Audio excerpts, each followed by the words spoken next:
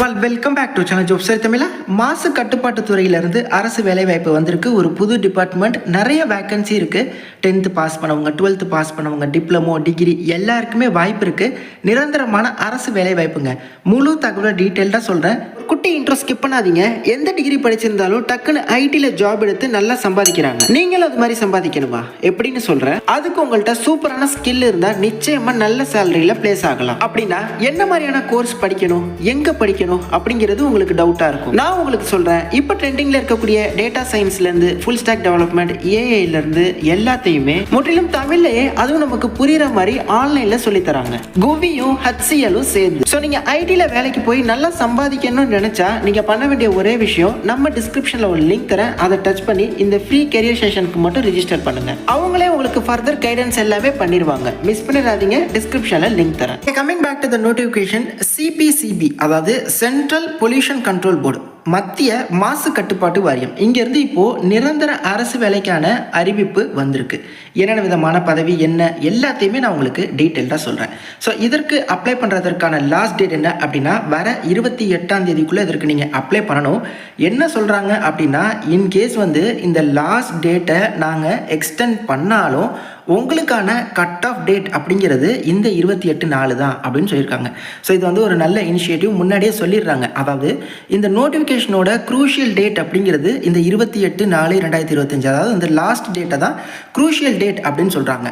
அது ஏன் அப்படி சொல்கிறாங்க அப்படின்னா, இந்த தேதியின் படி இவங்க கேட்டிருக்க கல்வி தகுதி, ஏஜ் லிமிட்டு என்ன கேட்டிருக்காங்களோ இந்த தேதியின் படி உங்களுக்கு பூர்த்தி ஆகணும். இதுதான் ரொம்ப ரொம்ப முக்கியமானது. லாஸ்ட் டேட் எக்ஸ்டெண்ட் பண்ணாலும் உங்களுக்கு இதுதான் க்ரூஷியல் டேட் அப்படின்னு இவங்க முன்னாடியே சொல்லிட்டாங்க. Okay, name of the post first பாருங்கள், சயின்டிஸ்ட் எடுக்கிறாங்க. சயின்டிஸ்ட் பி கிரேடில் இது பார்த்தீங்கன்னா 56,100லேருந்து 1,77,000 வரை உங்களுக்கான சம்பளம் இருக்கும். இது பேசிக் பே தான். இது இல்லாமல் அடிஷ்னல் அலவன்ஸ், பெனிஃபிட்ஸ்னு எக்கச்சக்கமான பெனிஃபிட்ஸ் இருக்குது. மொத்தமாக 22 வேக்கன்சி. ஏஜ் லிமிட் பாருங்கள், 35 வயது வரை அப்ளை பண்ணலாமா. இது இல்லாமல் எஸ்சி எஸ்டினா ப்ளஸ் 5 இயர்ஸ் சேர்த்துக்கோங்க. பிசி, எம்பிசி, டிஎன்சி, பிசிஎம்னா ஓபிசியில் வருவீங்க, நீங்கள் ப்ளஸ் 3 இயர்ஸ் அப்படிங்கிறது சேர்த்துக்கோங்க. ஏஜ் ரிலாக்ஸேஷனும் இருக்குது. அதே மாதிரி அசிஸ்டன்ட் லா officer, senior technical supervisor, senior scientific assistant, technical supervisor, assistant, account assistant அப்படின்னு சொல்லி நிறைய விதமான போஸ்டிங்ஸ் அப்படிங்கிறது இருக்குது. அப்புறம் பாருங்கள், யூடிசி அதாவது அப்பர் டிவிஷன் கிளர்க்கில் ஒரு 8 பேர் எடுக்கிறாங்க. ஸ்டினோகிராஃபர் 3, ஜூனியர் லெபரட்டரி அசிஸ்டன்ட்டில் 2, லோயர் டிவிஷன் கிளர்க்கில் 5, ஃபீல்ட் அட்டண்டன்ட் ஒருத்தவங்க, அப்புறம் எம்டிஎஸில் 3 பேர். ஓகே, ஸோ இதற்கான ஏஜ் லிமிட்லாம் பார்த்துக்கோங்க, 18லேருந்து 27. அதாவது என்ன ப்ரோ, இந்த சிபிசிபி நம்ம தமிழகத்தில் இருக்கா அப்படின்னா தமிழகத்தில் இருக்குது. இந்த மத்திய பொல்யூஷன் கண்ட்ரோல் போர்டு நம்ம தமிழகத்தில் இருக்குது. ஸோ இங்கே கூட உங்களுக்கான ஜாப் லொக்கேஷன் இருக்கலாம். பட் ஷுவராக நமக்கு தமிழ்நாட்டில் தான் அப்படின்னு நான் சொல்லிட மாட்டேன். பட் உங்களுக்கு பாசிபிலிட்டி இருக்குது. ஏன்னா நம்ம தமிழகத்துலேயும் இந்த பொல்யூஷன் கண்ட்ரோல் போர்டு இருக்கிறதுனால. ஓகே, ஏஜ் ரிலாக்ஸேஷன் பற்றி சொல்லியிருக்கேன் ஏற்கனவே. அதில் என்ன அப்பர் ஏஜ் மேலே மென்ஷன் பண்ணியிருக்காங்களோ, எஸ்சி எஸ்டினா அதோட 5 வருஷம் சேர்த்துக்கோங்க. பிசி, எம்பிசி, டிஎன்சி, பிசிஎம்னா நீங்கள் ஓபிசியில் வருவீங்க, நீங்கள் 3 வருஷம் சேர்த்துக்கோங்க. அதாவது 27ன்னா இதை சேர்த்து என்ன வருதோ அது வரையும் நீங்கள் தகுதி. அதாவது இந்த பிரிவினருக்கு மட்டும் அந்த ஏஜ் ரிலாக்ஸேஷன் நீங்கள் இன்னும் கொஞ்சம் வயது கூட அப்ளை பண்ணலாம் அப்படின்னு சொல்கிறாங்க. ஸோ க்ரூஷியல் டேட் அப்படிங்கிறத பற்றி நான் போதுமான தகவல் கொடுத்துட்டேன் அப்படின்னு சொல்லி நினைக்கிறேன். அதில் நான் முக்கியமாக இன்னொரு தகவல் என்ன அப்படின்னா, நீங்கள் இப்போ ஓபிசி அப்படின்னா ஓபிசி சர்டிஃபிகேட் அப்படிங்கிறது நீங்கள் எடுக்கணும்.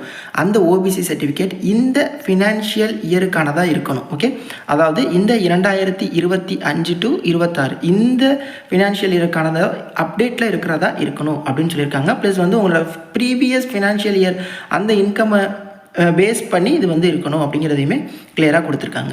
ஏன்னா இப்போ இந்த ஓபிசியில் வராங்க அப்படின்னா அவங்க ரிசர்வேஷன் கிளைம் பண்ணுறாங்கல்ல, ஓபிசி கோட்டா. ஸோ அதனால் அவங்களுக்கு இந்த ஒரு இது இருக்குது. ஓகே, அதாவது பிசி, எம்பிசி, டிஎன்சி, பிசிஎம் நீங்கள் எல்லாரும்.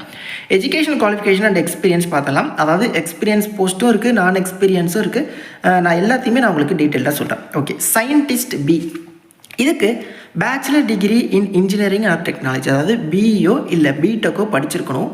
என்னென்ன பிரான்ச்சஸ் அப்படின்னு சொல்கிறேன் பாருங்கள். என்விரான்மெண்டல் இன்ஜினியரிங்கில் 4 போஸ்ட். ஏன்னா இது ஆப்வியஸாக பொல்யூஷன் கண்ட்ரோல் போர்டாக இருக்கிறதுனால என்விரான்மெண்ட் இன்ஜினியரிங்க்கு ஆப்பர்ச்சுனிட்டி இருக்குது. அடுத்து சிவில் இன்ஜினியரிங்கில் 3 பேர், instrumentation engineering, chemical engineering, mechanical engineering, artificial intelligence, computer science, information technology. So இதுதான் வேக்கன்சி, அந்த குவாலிஃபிகேஷன் வைஸ் பிரேக்கப். ஓகே, அடுத்து பாருங்கள் ப்ரிஃபரன்ஷியல். ஸோ இதிலேயே இந்த மென்ஷன் பண்ணியிருக்கிறதுலே எம்இ எம்டெக் படிச்சிருந்தா ப்ரிஃபரன்ஷியல் ஓகே அப்படின்னு சொல்கிறாங்க. பட் கண்டிப்பாக எம்இ எம்டெக் முடிச்சிருக்கணும் அப்படிங்கிற அவசியம் இல்லை. பிடெக் நான் சொன்ன இந்த பிரான்ச்சஸ் அப்படிங்கிறதே போதுமானது, அதுதான் எசென்ஷியல். ஓகே, நான் பிடெக் இல்லை ப்ரோ, நான் வந்து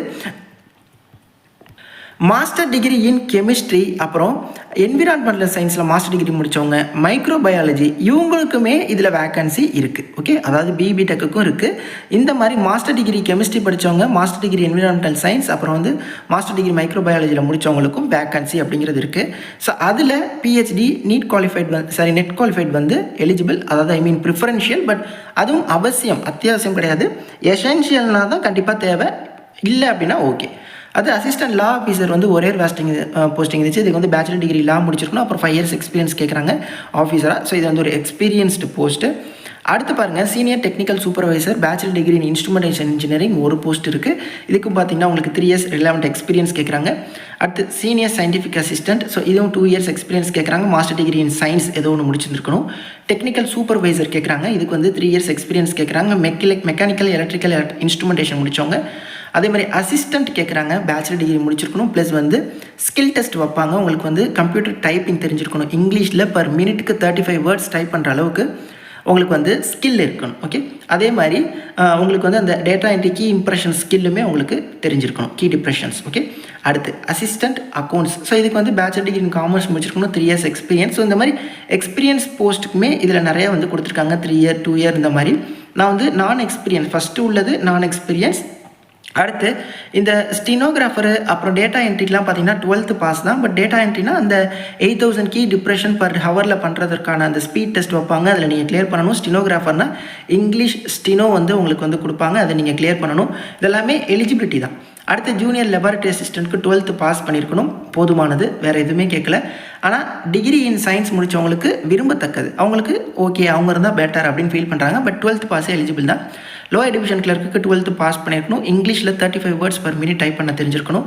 ஃபீல்டு அட்டண்டன்ட்க்கு 10th பாஸ், மல்டி டாஸ்கிங் அசிஸ்டன்ட்க்கு 10th பாஸ், இதெல்லாம் 10th பாஸ் போதும். ஓகே, பட் வேகன்சி கம்மி தான், 3 2 அது மாதிரி தான். பட் 10th பாஸ் எலிஜிபிலிட்டிக்கு இதில் நிறைய ஆப்பர்ச்சுனிட்டி அப்படிங்கிறது இருக்குது.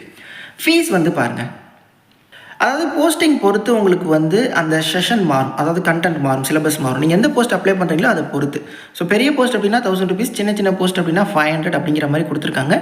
ப்ளஸ் வந்து எஸ்சி எஸ்டி அப்புறம் ஆல் விமன் கேண்டிடேட்ஸ் நீங்கள்லாம் வந்து பார்த்தீங்கன்னா உங்களுக்கு எக்ஸாம்ஷன் ஃபீஸ்லேருந்து எக்ஸாம்டன் வந்து கொடுக்குறாங்க. ஸோ உங்களுக்கு வந்து எக்ஸாம்ஷன் கொடுக்குறாங்க, உங்களுக்கு வந்து ஃபீஸ் அப்படிங்கிறது இல்லை. இதுதான் பார்த்தீங்கன்னா அஃபிஷியல் வெப்சைட்டு cpcb.nic.in. ஸோ நீங்கள் டிஸ்கிரிப்ஷன்லேயுமே நான் உங்களுக்கு லிங்க் தரேன், அதில் போய்ட்டு செக் பண்ணுங்கள். எக்ஸாம் எப்படி இருக்கும், சிலபஸ் எப்படி இருக்கும், ப்ளஸ் வந்து எங்கெங்கெல்லாம் இருக்குது, எப்படி ப்ரிப்பேர் பண்ணலாம் அப்படிங்கிற மாதிரி எல்லாத்தையுமே நீங்கள் செக் பண்ணுங்கள். இது வந்து ஒரு பர்மனெண்ட் ஆப்பர்ச்சுனிட்டி தான். பட் வேகன்சி அப்ராக்சிமேட்லி ஒரு 70 வேகன்சி அப்படிங்கிறது இருக்குது. ஆல் இந்தியா வேகன்சி தான், தமிழகத்துலேயும் போஸ்டிங் போடுவாங்க. பட் நான் ஷோராக நான் முன்ன சொன்ன மாதிரி 100% அப்படிங்கிறத சொல்லிட முடியாது. பட் வந்து நீங்கள் ஃப்யூச்சரில் மாறி வர்றது இந்த மாதிரி விஷயங்கள் எல்லாமே இதில் இருக்கும். பட் ஒரு நல்ல ஆப்பர்ச்சுனிட்டி தான். எலிஜிபிலிட்டி மீட்டாக இருக்குன்னா அப்ளை பண்ணுங்கள். வேகன்சி கம்மியாக இருக்குன்னு விட்டுறாதீங்க. வேகன்சி கம்மியாக இருந்தால் காம்படிஷன் கம்மியாக இருக்கும். நீங்கள் சின்சியராக ப்ரிப்பேர் பண்ணிகிட்டு இருக்கிற ஆள், ப்ரிப்பேர் பண்ண போகிறங்கிற ஆள் நிச்சயமாக இந்த ஆப்பர்ச்சுனிட்டியை உங்களால் எடுத்துட முடியும். நிறைய பேருக்கு வந்து ஷேர் பண்ணுங்கள். எந்த டவுட்ஸ்னாலும் கமெண்ட்ஸ்ல இன்ஸ்டாலே கான்டெக்ட் பண்ணுங்கள். தேங்க்ஸ் ஃபார் வாட்சிங். Take care and by.